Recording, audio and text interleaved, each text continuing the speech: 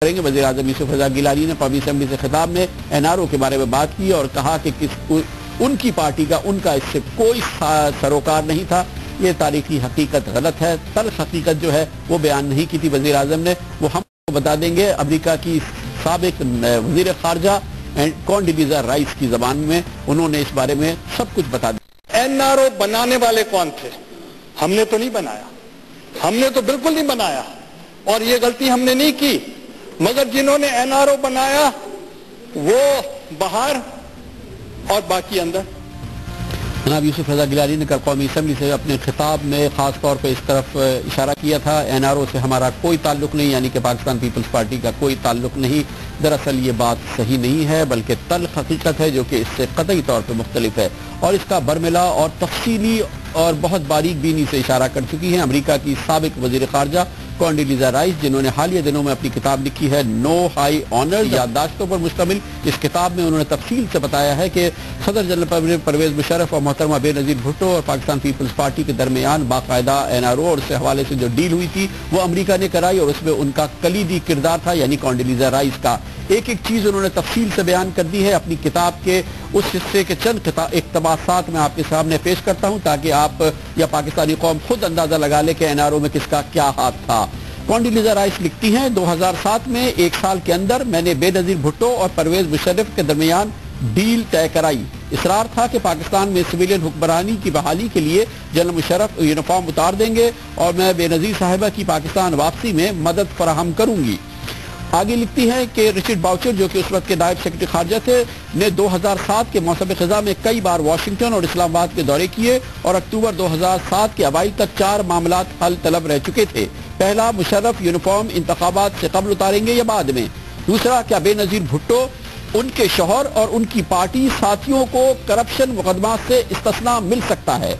तीसरी बार वजीर आजम बनने की आईनी पाबंदी के बावजूद क्या बेनज़ीर वजीर आजम मुंतखब हो सकती हैं? क्या मुशर्रफ इंतखाबात से कबल बेनज़ीर भुट्टो की पाकिस्तान वापसी की हिमायत करेंगी? उसके बाद मज़ीद तफसीलात देते हुए कॉन्डोलीज़ा राइस कहती हैं, 3 अक्टूबर को शाम 4:47 पर मैंने मुशर्रफ को टेलीफोन कॉल की और उनके सामने ये 4 सवालात रखे। शाम 5:47 पर मैंने बेनज़ीर भुट्टो को फोन किया और मुशर्रफ का रद्द-ए-अमल तो उन तक पहुंचाया। शाम 6:18 पर मैंने मुशर्रफ से फिर बात की, जिसके बाद 6:53 पर मैंने बेनज़ीर भुट्टो को दोबारा फोन किया। टेलीफोन कॉल का ये सिलसिला हर आधे घंटे रात तकरीबन 11:28 तक जारी रहा, जिसके दौरान मजीद 9 कॉल्स की गई।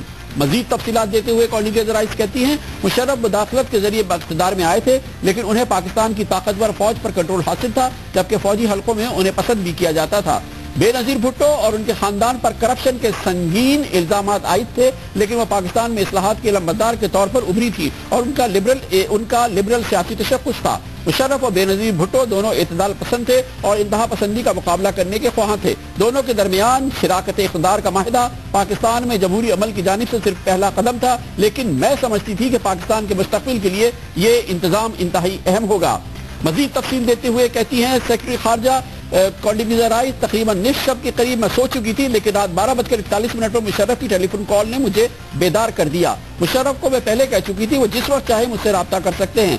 मैंने सुबह 4:58 पर बेनज़ीर भुट्टो से रब्ता किया और मुशर्रफ की पेशकश उन तक पहुंचाई। अगली सुबह मैंने दोनों से एक और मरतबा बात की। दोनों के पास एक गैर हतमी डील थी, जिसके तहत बेनज़ीर भुट्टो को पाकिस्तान वापसी की इजाजत दी जाएगी ताकि वो जनवरी के पार्लिमानी इंतखाबात में हिस्सा ले सके।